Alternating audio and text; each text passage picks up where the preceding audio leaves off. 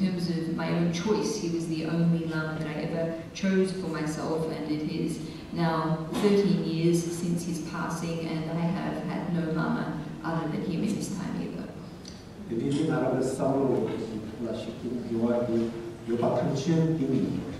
So all of the influence on my thought has come from him.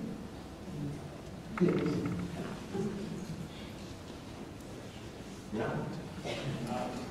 All right.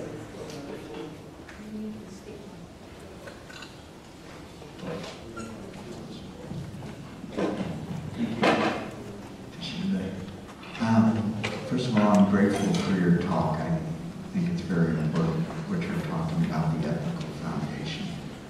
But I have a question that has never been answered, which is regarding some sutra teachings that are supposed to be Buddhist teachings. And it comes from the Sarngama Sutra, where he talks about intrinsic hearing as being the most valuable form to gain enlightenment.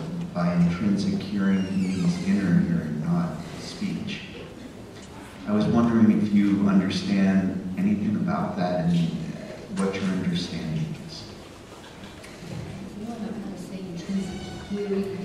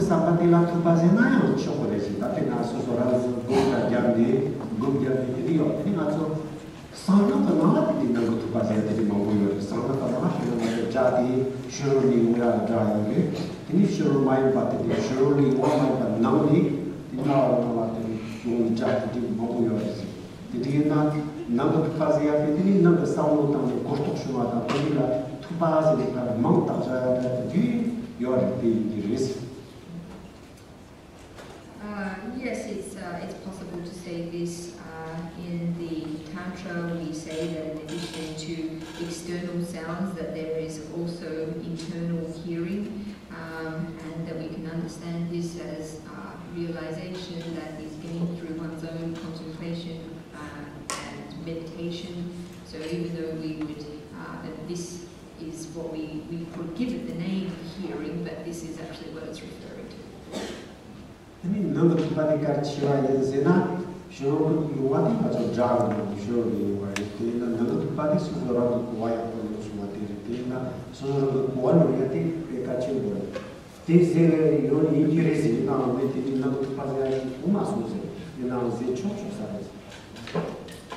So to say that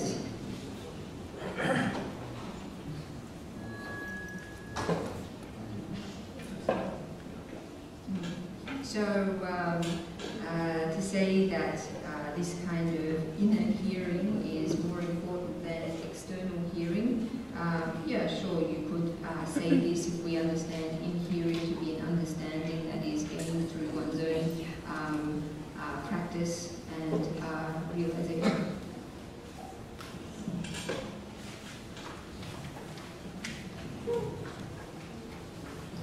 Thank you. I have a question about Prana Chakra Tsok, which is great importance is put on this ritual in Nyingma communities.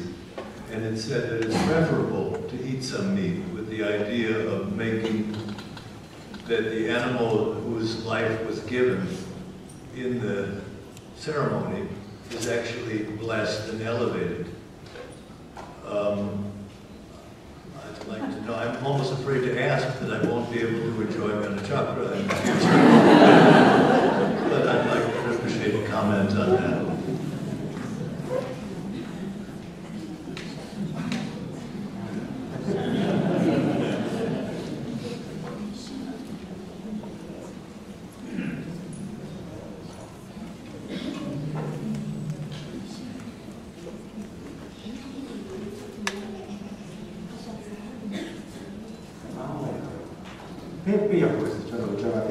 That's a very good question.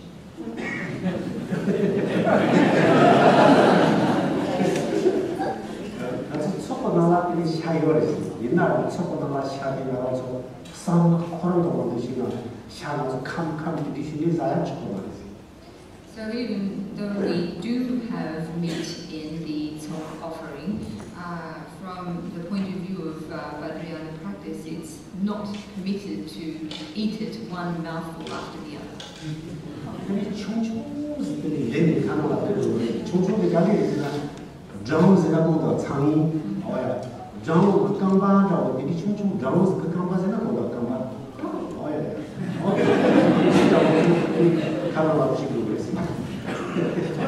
So the amount of meat that we're permitted to have in the talk offering is in fact extremely minuscule. In fact, so minuscule that it is described as a size of meat or a piece of meat as fine as the leg of a fly. So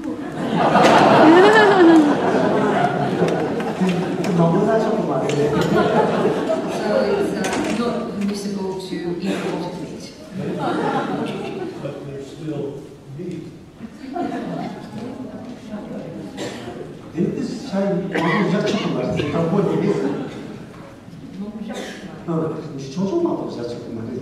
Yes, but not much.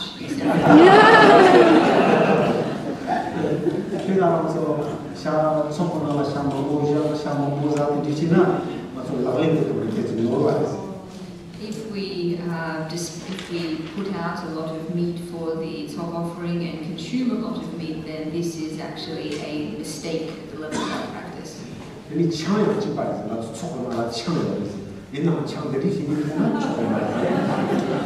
the same with wine in the context of the talk offering. We're able to have a little taste, but it's not allowed to drink it by a mouthful.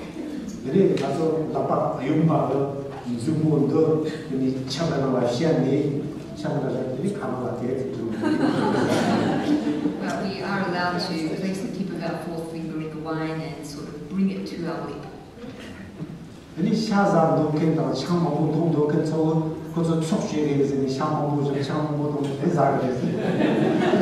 However, those who want to drink a lot of wine and want to eat a lot of meat often use the excuse of talk to get together and consume a lot of these substances. But this is not real or genuine talk. Using talk as an excuse.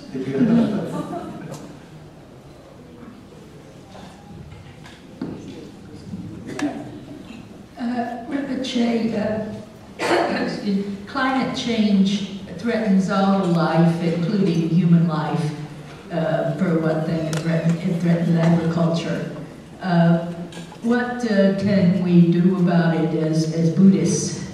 And also, if you need a place to eat here, may I recommend the Long Life Veggie House on University Avenue near Shattuck.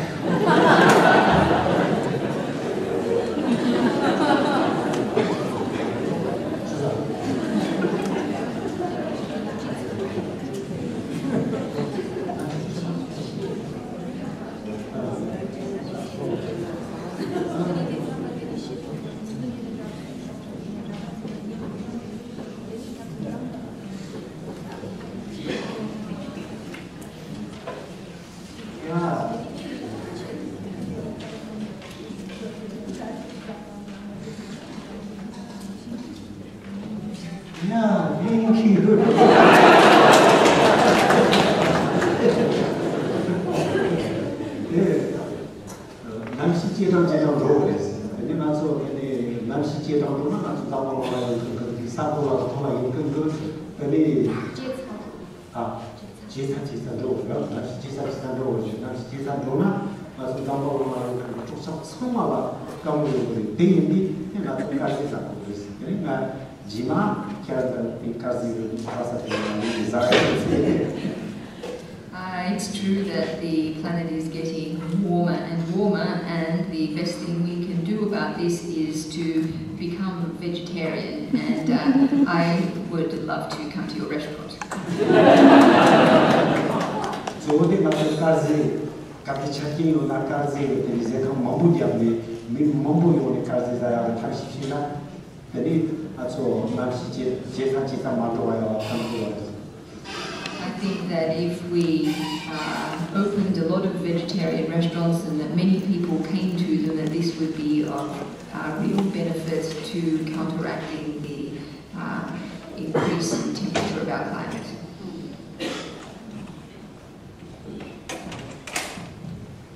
Thank you so much for coming.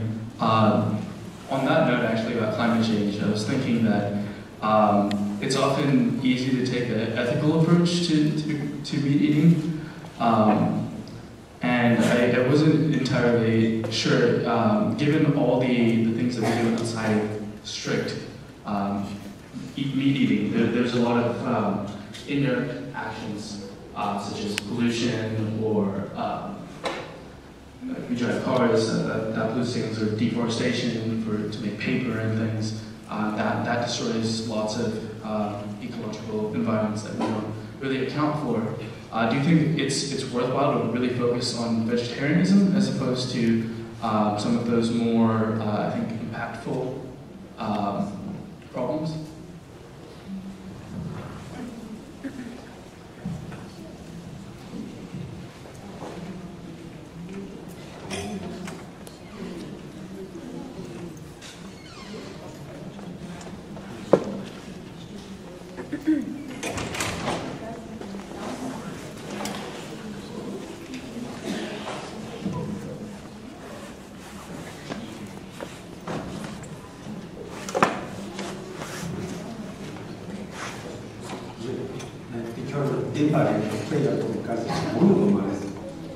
What you say is true. Certainly, relying on vegetarianism alone is not going to address things. The most important thing actually is reducing our own desires.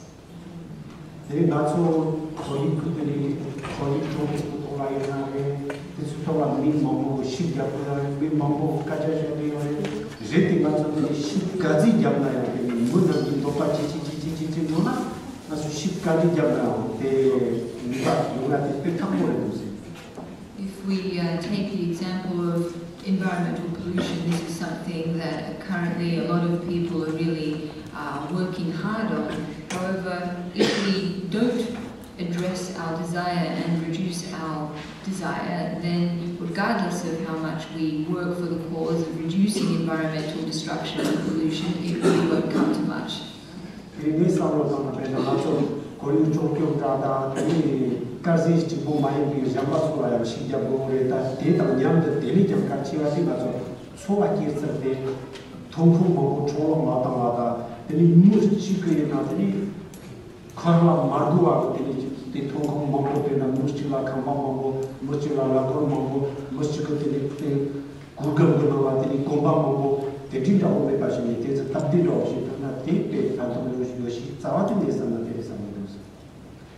So I think that in addition to vegetarianism and other ways that we can do positive things for the planet, I actually think that the most practical and most important thing is to reduce our excess desire in relation to things in our life, things that we don't need, whether they be excess size or cars and houses, clothes, etc. I think addressing things at this level, the level of reducing our desire, is the most important. Would you agree with this?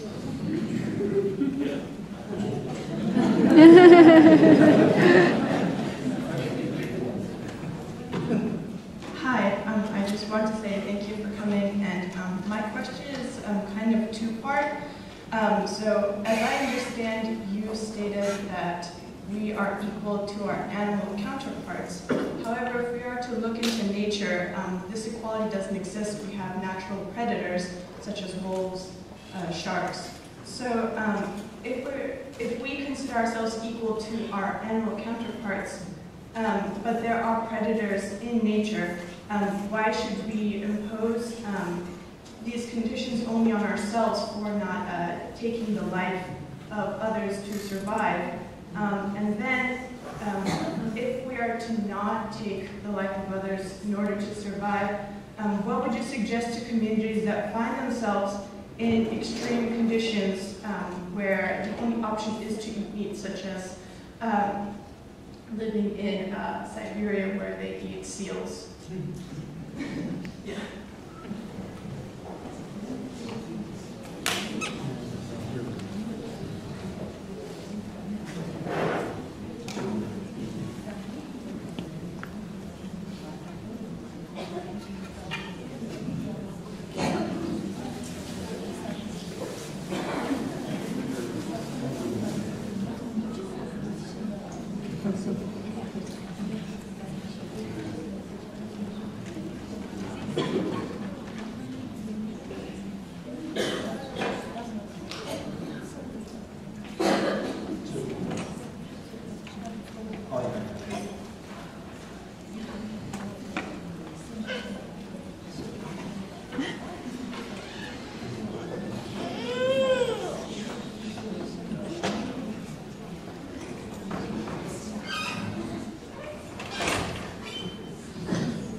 Tampoco nacho pena muda buena y para samu tan sigue es. Y na tanto que soy no samu tan sigue más que danga el catamento coso suave que pena más shaza que de tiene chanzen didiona ni para que más para zamati tanto ya para más que para danga yo más danga sigue yo más te que nacho mete danga nacho danga muy nacho danga que sigue So in terms of the first point, the difference between humans and other animal species is our capacity to exercise choice. That is, we have choice and we know how to exercise it. So whereas a meat-eating wild animal doesn't have any choice about this aspect of its nature, this is something, choice is something that we as humans do have. Ini total ni pada cara kita deparasi, masuk pada satu buat tinggal sacalah. Ini siapa yang kita sama ni pada jual. Jadi masuk dalam masa saca mangci juga kita masuk sama masuk soal kita jual. Bangun masuk ini saca ini caki yosan ini buat sambil berkalena juga. And in relation to your question, your second question, what you say is right. There are some places in the world where there aren't other things to eat, and the people in these places don't have any choice. However, probably in the majority of places in the world, people do have enough other alternatives, and so it's possible for them to not eat meat. So we should start our work off in places where the conditions are existent for not eating meat.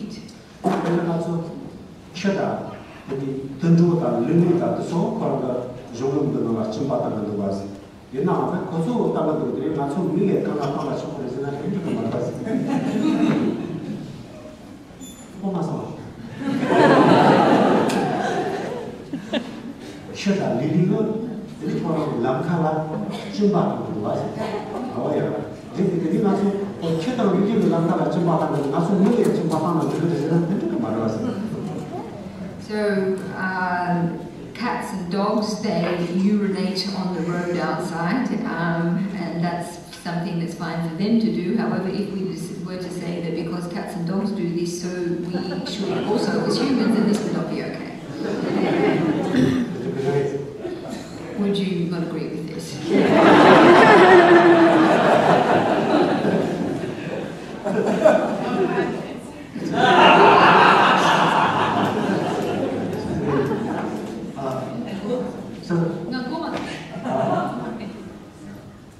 말했어요. 거라서 마시가 아주 시그래. 이렇게 말했어요. 거서 남가라 찜바타마 아주 미익당치고 말했어요. So this clearly wouldn't be okay for us humans to urinate in the road outside. They do it, they don't know any better, however we as humans do, so therefore it wouldn't be appropriate for us to do this. 그들이 아주 들으서 사람들이 아주 사람들이 대상을 때 점선라도 말했어요. So for this reason, I would say that when we are making an argument and we say that animals do it this way, so therefore, so should we as humans, that this actually doesn't stand up to reason. 근데 양코쪽에다 탑시 몇큰 금고, 근데 문쪽고 차티 몇큰 것을 오잖아. 근데 나서 차티 요근서, 어퍼런서 차티 몇큰 오잖아도 내 상에서나 내 점선 말고 And I also think that if we look at people who are poor, who have not particularly well-off conditions, and look at the way they do things, say they eat meat, and that we, in a position of having relatively better-off conditions, should or are entitled to act as those who do without good conditions, that this simply is not a justifiable logic. Would you agree with this?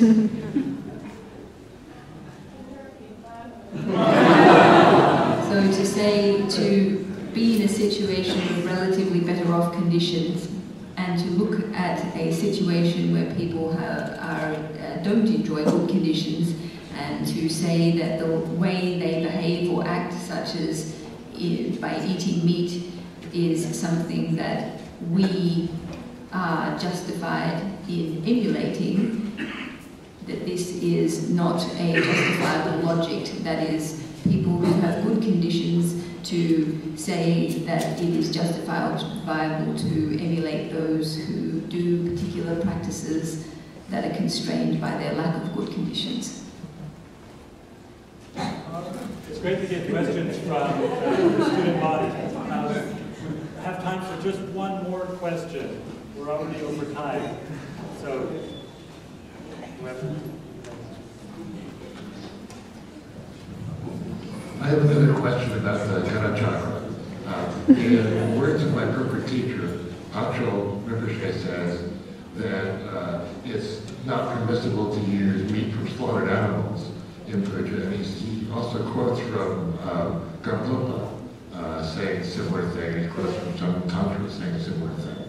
And so maybe in the past it was possible to get meat like this somehow that came from animals that had died of natural causes, who hadn't been killed for their meat. But in the modern context, there are health regulations. It would be illegal for people to produce meat in that way, or to sell it, or buy it in that way. So I'm wondering whether it might be reasonable. Some people might say, oh, perhaps we could have puja without meat at all, so that we're not, so that we're not violating what Khenpo and Pancho said, because he quotes them saying, he says that the deities, the wisdom deities who are so compassionate, would be shocked, fainted away, and so forth, if someone offered to them, the meat of slaughtered animals, because it'd be like saying, here, eat your own children, or something like this.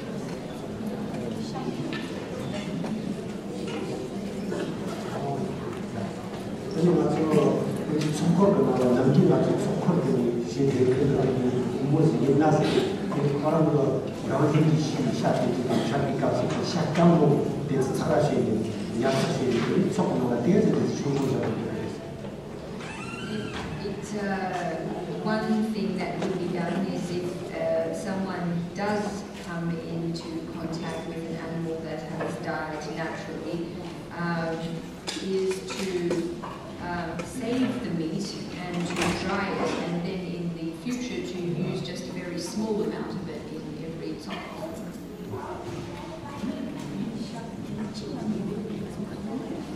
샤지하면 소수지나 초초거리 어디 하나가 초고 구간이 가면서 나서 그 샤비 상황이면 조파이냐 말이야. 우리 장갑 상황이 있어요. 비싼 곳만 내가 알아야 치들이 그중에나 대체 참 상황이 오래 좀 나오는 중중지. And then as to having a completely free talk, well, in general, the purpose of meeting the talk offering context is to transcend the duality between purity of one substance and impurity of another. So in order to, if you've got rid of meat, then I don't know how this would actually be in terms of the SOC context. However, I think in theory it would be possible to have a meat-free SOC.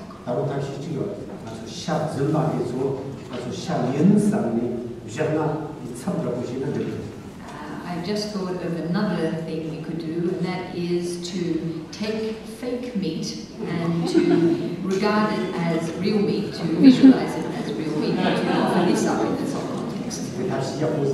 Do you think this is a good way?